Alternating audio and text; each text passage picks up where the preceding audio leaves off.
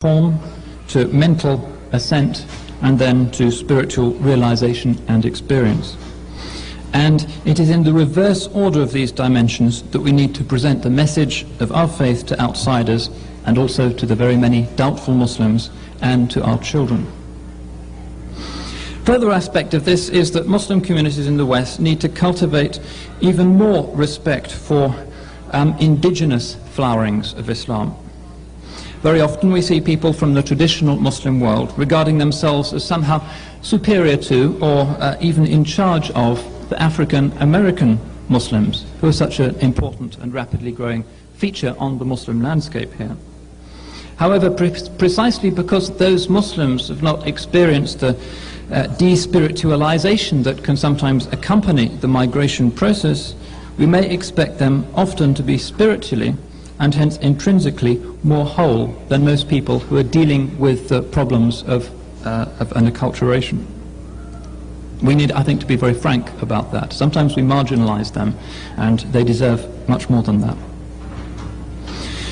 So once we've established in our minds, as the traditional ulama always affirmed, the primacy of ihsan over the other registers of the deen, and we've acknowledged that the experience of being plunged into the deep end of modernity here in a place like America is very corrosive of the spiritual life, more corrosive of the spiritual life than it is of the mental life or of the moral life.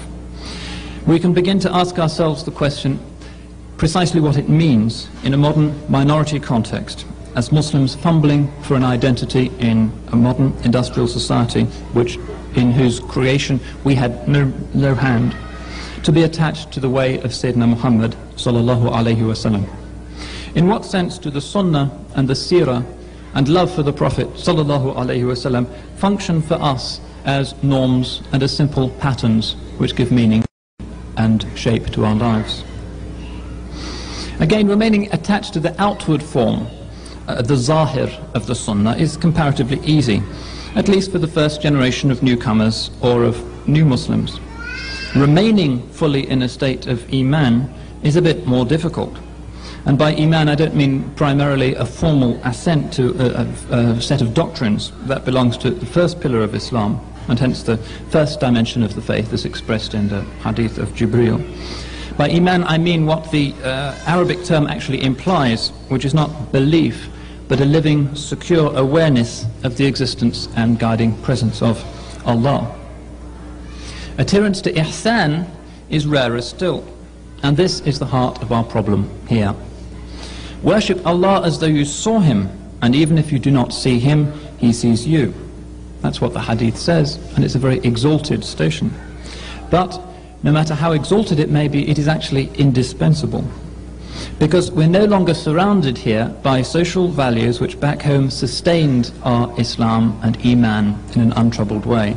In fact, it now seems that wherever we look and whatever we listen to, everything in our new environment, in college, at work, the media, seems calculated to challenge, to question and to erode our Iman. Hence here, in the West, in America, ihsan, which in traditional Islam is a synonym for tasawwuf, is more obligatory, more indispensable for every Muslim than it is in the Islamic world. Society no longer supports our faith. The support has to come entirely from within, from a dynamic, luminous life of the spirit that immunizes us to the spiritual and then the moral and intellectual diseases of the air which we breathe. So far I've tried to make two basic points. Firstly, that while the fiqh is by its very nature multiple, spirituality offers a point of unity for Muslim communities. Secondly, the spiritual life is not an option, but it's absolutely necessary for us here. Without it, we're likely to run out of fuel. And this happens all too often in my experience to new Muslims who are carried along for a few months or a few years by the energy generated by their conversion, but who gradually flag and eventually drop out of sight. The world around them and the established mosques and organizations can't refuel them. The mosques can provide arguments about fiqh, about the sighting of the moon, about formal doctrine, but frequently they're not very good at providing spiritual nourishment. And hence, at last, these people die of starvation. Not just converts, but also second and third generation born Muslims. We're all aware of this problem. Because the zahir, the outward form of religion, is not rich enough to keep us going. And to keep us going is not ultimately its function. And those people who are sustained by the zahir, and who have made the outer shell of the religion, the core of it, are often amongst the most disagreeable, the least impressive people, with a clear deficit in their own spiritual faculties and an ignorance of their own real needs. Sometimes I call this kind of neo-Islam of many of the official established Muslim organizations in the West decaffeinated Islam. It looks and smells like Islam. It may to the uninitiated even taste like Islam, but the essential stimulant is missing. How then do we acquire this stimulant, which will sustain our devotional lives and place us in a hopeful position when we die? The answer, of course, lies in the science of tasawwuf, in Sufism itself. Sufism is part of the Sunnah. It's the inward Sunnah. To claim that emulation of Rasulullah sallallahu alaihi wasallam is complete when we follow only the outward forms of how the Prophet was sallallahu alaihi wasallam is to misunderstand Islam. It's to reduce Islam. It's a kind of dry Pharisaic formalism. The Sunnah demands to be followed on all of its levels. The Sunnah of practice, of Iman, and of spirituality. Obviously, just as we can never aspire to perfect emulation of the Prophet alayhi salatu wasalam in his outward form, so too his spiritual uniqueness lies forever above and beyond us. And his specifically prophetic function and glory, again, is his alone. Nonetheless, emulation of Rasulullah sallallahu alayhi wasallam in an inner spiritual sense has been the serious undertaking of the awliya of this deen since its inception.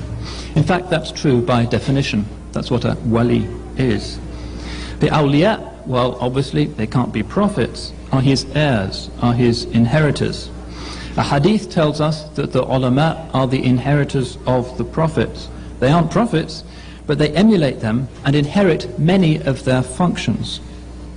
Hence, for instance, an obvious case, the wali, the perfect saint, friend of Allah, can work miracles. Not mu'jizat, because those are the preserve of the prophets, but karamat. The awliya tend to conceal their karamat. The prophets, the anbiya, are obliged to make their mu'jizat public. So that's a difference. The awliya can also intercede at the judgment. Another way in which they are the heirs of the Prophet. So a famous hadith narrated by Imam al-Tirmidhi tells us, a man shall be told, arise so-and-so and intercede, and shall get up and exercise intercession, shafa'at, for his group or his family, or for one person or two, all in proportion to his works. Of course, the greatest intercession, ash-shafa'atul kubra, is the privilege only of Sayyidina Muhammad sallallahu alayhi wasallam, but the wali can inherit the Nabi in that he can exercise a lesser intercession. And the wali is also an heir to the Prophet in his, or quite often her, duties of guidance. Allah says, إِنَّ الَّذِينَ يُبَايِعُونَكَ إِنَّمَا يُبَايِعُونَ اللَّهِ. Those who pledge their allegiance to you by making bay'ah are only making bay'ah of Allah. Very remarkable expression. Obedience to a sheikh is therefore part and parcel of the sunnah. Being a sheikh and accepting the onerous burden of carrying the problems and the direction of others is also part of the emulation of Rasulullah sallallahu alayhi wasallam. For the Prophet sallallahu alayhi wasallam is described in the Quran as a mudhakkir, a reminder, an inculcator of dhikr, of remembrance, and that's also the function of the perfected wali who is called upon to guide others. One of the great Sufi poets of Islam, Mawlana Jalaluddin Rumi, says, when you place your hand in the hand of the sheikh, the old man of wisdom who is knowing and venerable, who is heir to the Prophet in his own time, O disciple, so that within him the light of the Prophet shines, then you are present at Hudaybiyah, and you are a follower of those companions of the Prophet who swore their oath. Now, the wali experiences states, maqamat, which to us ordinary people are unimaginable and certainly hard to express in words. As-salatu mi'rajul mu'min, a hadith tells us. The salat is the mi'raj of the mu'min. Notice here he says mu'min, not just Muslim. And the ascent of the wali to the proximity of his Lord is regularly compared in our literature to the mi'raj of Rasulullah sallallahu alayhi wa sallam, although clearly it's inferior and it's derivative. And just as Sayyidina Rasulullah sallallahu alayhi wa sallam descends again to guide creation, and this is part of his greatness, so also the wali passes beyond the state of ultimate annihilation before the divine presence and enters the state that the Sufis know as baqa, subsistence going on. So perfect sainthood in the Islamic model entails returning to creation and nuzul ila al-khalq, and guiding others. Another way in which tasawwuf is the perfection of the sunnah of Rasulullah sallallahu alayhi wa sallam. All this reminds us that once we've grasped the fundamental fact that there is an inward as well as an outward sunnah to be followed, we realize the need for the guide. To have a sheikh is to follow the sunnah, because it is to put oneself in the obedient rank of the sahaba, the companions. And that relationship confers exactly the kind of protection from spiritual corrosion that we need here in the West. Again, according to Rumi, the Prophet said, "I am like a ship in the storm of time. I and my companions are like the ark of Nuh. Whoever holds fast will come to the dawn." When you are with a sheikh, you are far from ugliness, traveling night and day in a ship. Protected by the spirit of a spirit enlivener, you move forward in the ship even when you sleep. Do not break with the Prophet of your time. Do not rely on your own skills and footsteps. Now, just as the Sahaba radiallahu anhum knew that part of their glory and success came from their protection by the dua, by the prayers of Sayyidina Muhammad sallallahu alayhi wa sallam, so that they were detached from the world even in its midst because of his prayers for them, so also the spiritual child of a saint, even in our generation, walks through the chaos and temptations of the modern world as though in a kind of bubble, seeing but not absorbing. And this is related to the Sufi degree of tajreed. It's not that the Sahaba were unaware of the world, it's just that they transformed it. It didn't transform them. And this indispensable following of the sunnah, which is attachment to a sheikh, brings about a similar gift. If we wish to be transformed by Allah rather than by the world, then this sunnah of irada, of accepting the guidance of one who is heir to the Prophet, is indispensable. We cannot survive here without it. Now, throughout the history,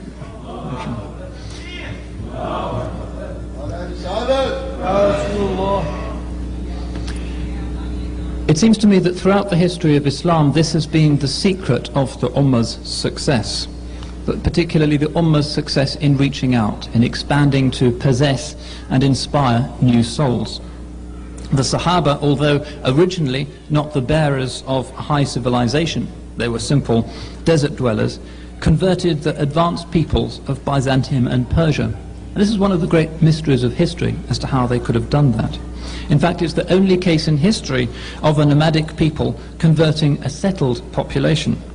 The barbarian invaders of the late Roman Empire eventually converted to Christianity, which was the religion of the conquered. The Mongols didn't convert the Muslim world to their religion, they converted to Islam instead. But the Sahaba, radiallahu ta'ala anhum, broke this usual historical and cultural law. Everywhere they went, seemingly by a miracle, they sowed the seeds for Islam, seeds which still flower today, 1400 years on. Later in the Ummah's history, the mass of Muslims lost that initial relationship with a guide. It's true, under the four Khulafa al-Rashidun, they were supported in the ghaib by the caliphs, by the Khalifa's prayers and spiritual assistance. Their victories were in fact karamat. But as the prophetic word came true and worldly kingship replaced the guidance of a Nabi or a Wali, the spread of Islam